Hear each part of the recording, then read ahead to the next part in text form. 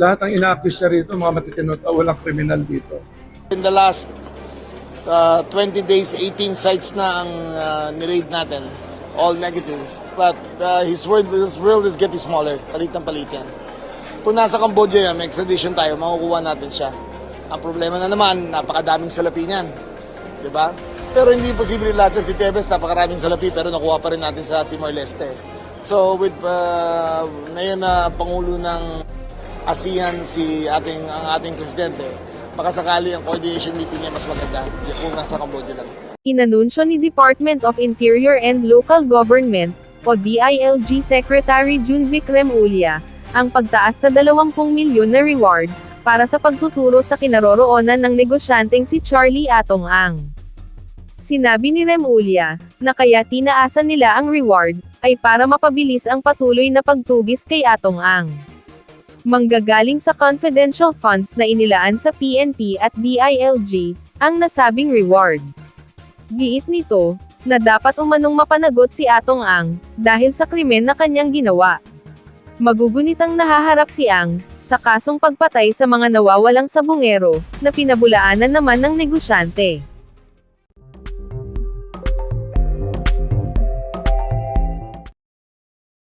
Mr. Atong-ang. Yes. Nag-aabang po ng update ang Cambodia nag-release ng official statement na wala doon si Atong-ang. We are studying it. We really believe andito pa siya sa Philippines. We have points of interest na sila General Tatis may alam kung nasaan. So the manhunt is going on. In fact, just for the information, I've been given the clearance to procure drones na may LiDAR. Yung LiDAR na yan can penetrate through canopies of trees para makita mo kung ano nasa ilalim ng mga puno.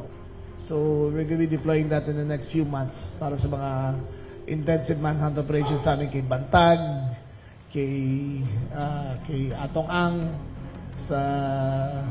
meron pa yung, at saka mga parating pa na indictment sa mga floodgate control scandal. Wala pa ako info kung sino, tatanungin mo kung sino wala ko info kung sino o kailan, pero parating na lang. wala mga information from sa labas, may sightings, mga ganun. Chismis eh. So, yaman na si General Tatis tsaka kung gumawa ng paraan muna. But there's always information coming in. Don't you think it's high time? Okay, announce ko na ngayon. Kasi, dito na rin, tinanong nyo na rin eh.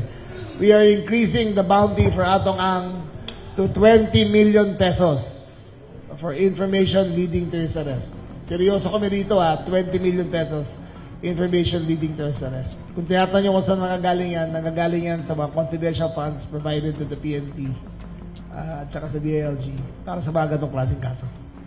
Tingin nyo yung Walang walang GPP atos dito Totoong tao babayaran namin dito kung makita namin. mo yung 20 million pesos, mag-iiba na yung paghahanap niya. Mas marami na magkukooperate. Change your life money na yan. Magbabago ng buhay mo rin di ba? So, tingin ko, magbabago yan. Magkaka-epekte yan.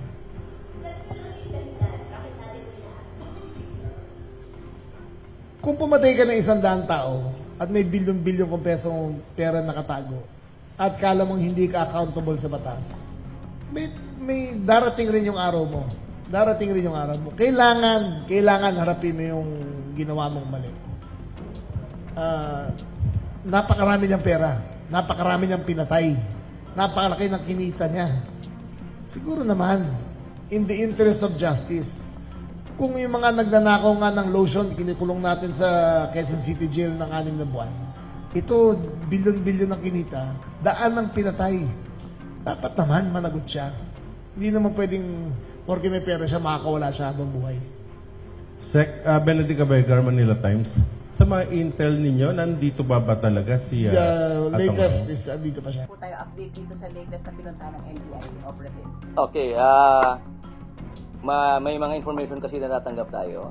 And sabi nga namin, we promise that we will comply with our principles of thoroughness and legality. And when you talk about thorough, if we believe that an information is actually credible, believable, we will really move forward in verifying and if need be, send operatives to check and serve the warrant kung nandun talaga. So, ginawa po namin yan. So, tama po ba bahay ng anak niya yun? Opo, bahay ng anak niya. Supposedly bahay po namin. O sa pagkakaalam niyo, nandun po ba yung mga anak niya? Si Atong Ang, nandun po ba? Definitely, wala. Kasi kung nandun, inaresto po natin. Pero, syempre, the logical reasoning is that the accused may be communicating with the family, with the children. So, because hinuli na namin yan, at saka nagtanong kami ng mga nangalap kami ng additional na information kung possibly nandiyan yan. So when we were able to verify that it's really a place na kung saan nag-i-stay yung anak, we had to check and eventually visit to serve the warrant. Does it necessarily mean that you'll subpoena also the children? Hindi pa namin masasabi na we will be sending a subpoena to invite them to explain. Kasi unang-una, sabi ko nga, logical kasi that the immediate family will not be giving information as to whereabouts of a family member na nagtatago from the law, despite of the fact that there is a warrant. So naniniwala kami na yan ay logical na gagawin ng immediate family. So the sending of subpoena for them to come over and explain is pinag-aaralan pa natin. Sir, dito po sa latest na sinabi po ni Secretary Remulla, inakyat na po sa 20 million ang reward money. How will it affect your investigation? Okay, yung 10 million nga, may mga natatanggap tayong information. So definitely 20 million is better than 10 million pesos. So it could be that because of the increase in the reward money for the information that would lead to the arrest of Mr. Atong Ang, baka mas makatanggap tayo na mas additional at credible na information po. So we welcome that actually. Opo. So mga natatanggap yung informasyon, ilan na po ang napuntahan ng NBI? Gaya ng pinapaliwanag ko po before, no? Lagi kasing material kasi yung yung time, saka yung date, yung reckoning period. So if the information that is given to us says that he was actually cited or seen there ng medyo matagal-tagal na, sinisilip lang namin yan to verify. Kasi relatively old. Pero pag sinabing very recent, pinupuntahan natin yan. So when you talk about visiting, it does not necessarily mean going there full force to serve the warrant. What we do is, ayaw man namin sabihin, very discreetly, we will send our people to ask questions very discreetly para ma-verify kung yung information na binibigay sa atin ng informant would be used in further sending people to serve the warrant. So marami-rami po, I wouldn't be able to say kung ilan ang napuntahan. Marami talaga. Pero may mga fake news po ba doon sa mga finite na info? Sa amin kasi, sabi ko nga, for us to be able to manage our resources effectively, we will try to read yung ating mga natatanggap o yung mga fake news. Malalaman naman kasi kung halimbawang na-realize mo na hindi naman pala believable at malamang distraction or diversionary, we are able to remove that. So I would not say fake news, kundi kung halimbawang hindi nga believable, tinatanggal talaga namin.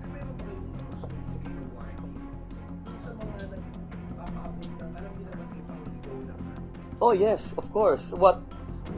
Because of the SIM card Registration Act, practically all operating SIM cards in the Philippines are registered already with the National Telecommunications Commission at saka ang ating mga telco. So we will be able to verify kung sino ang tumatawag na nanggugulo lang at nagbibigay ng mga information that would lead the authorities to maglilid sa mga authorities na pupunta sa maling mga pupuntahan. So sabi ko, if they send us information na nakakagulo lang, that is actually wasting government resources. So ang warning namin dito is we are able to verify, we will be able to verify kung sino-sino kayo. Kaya sana naman ang aming pong paalala ay huwag na lang magpadala ng mga peke na mga information because we will be able to verify. So far, wala naman. Ang nagiging issues lang namin talaga dito, yung iba, lumang information na hindi mo na mapoprocess para ma-serve yung warrant. Double checking, si Gretchen Barreto at saka si Sunshine Cruz, natanong nyo na po ba? I'd rather not comment on that, but there are efforts being performed by our operatives in order to attend to that matter. Sir, balik tayo doon sa panggugulo. Sa ngayon, wala pang kumpirmado kung ilan yung nanggugulo talaga. Yun nga hindi mo naman kasi syempre masasabing nanggugulo Pero ang what I can confirm is most of the information are actually not not very new. Not very new. I would not say that is actually nanggugulo. Pero ang sinasabi ko kanina, hypothetically, if some people would be calling us at the intention na mag-divert o kaya mag-distract, kaya namin i-verify. Yung sa DASMA, how recent was his supposedly there? Okay, isa pa yan. Meron kasi sinasabi na you consider yung reckoning period saka yung information that is contained in that which is provided to us by the assets. Halimbawa, may minensyon ng isang bagay na medyo, halimbawa, sasakyan o kaya very close associates na nagpunta very recently sa isang address. Potentially, it's an information that may be pursued by our agents. So, you consider all factors, hindi lang yung time element, pati yung ibang information na naka-embed doon sa binibigay sa atin. Sir, how challenging is it? Lalo na mga high-profile subdivision para sa inyo? It's really very challenging kasi when you talk about conducting surveillance o doing undercover work sa mga subdivisions na ganito, syempre masyadong mahigpit ang security at kami kinukonsider din naman namin na there are actually security systems in place na kinakailangan irespeto ng ating mga operatiba. So, kinakailangan magkaroon ng coordination. But again, if you talk about undercover work or surveillance, hindi mo maiiwasan when you coordinate. Baka maya-maya, magbe-verify via phone para malaman o may pupunta po dyan. These are actually things that we consider when we do surveillance. Mahirap po talaga, we admit that. Dito at least kahit pa paano, hanggang saang level po nakapasok? I'd rather not give details. Kasi po, giving details would actually give information to those who are actually maybe nagagamit sa pagtatago. So I'd rather that we not give details tungkol dito. Pero yung dalawa po, bahay ng dalawang anak? Opo, masasabi ko lang yung pinuntahan ay bahay na. Ilan po ba anak niya? Hindi ko po masabi kung ilan yan dahil unang-una these are actually matters that are not known necessarily to the spokesperson. It's when you say property kasi it's registered to the person eh. Pero pwede mo rin naman kasing sabihin na dahil yung mga anak are employed, gainfully employed, it could be that the properties are owned by the children. So far, sir, based sa surveillance, still nasa Pilipinas pa rin naman. We still stand by our earlier declaration na wala kaming natatanggap na very, very credible information na nakalabas po siya. Otherwise, kung halimbawa pong ang information na natanggap namin is very credible in saying na nakalabas na ng bansa, sabi ko nga, in order to manage our resources effectively, kung nakalabas na, there is no point in going around checking all of this, di ba? Dahil this will actually entail resources for the NBI. Kaya pinupursu pa rin po ang mga information na ating natatanggap. Now, part of managing resources, should we be able to get information na nasa labas na, is mag-coordinate actively with our foreign counterparts. Yan po ang ating ginagawa.